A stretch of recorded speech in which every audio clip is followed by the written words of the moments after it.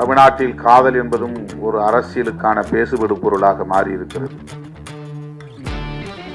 காதலை பற்றியும் பேசி அரசியல் ஆதாயம் தேட முடியும் என்பது தமிழக அரசியலில்தான் முதலாக நாம் பார்க்கிறோம். அரசியல் ஆதாயத்திற்கு காதலையும் பயன்படுத்துவது, அதையும் ஒரு மூலதனமாக மாற்றிக்கொள்வது.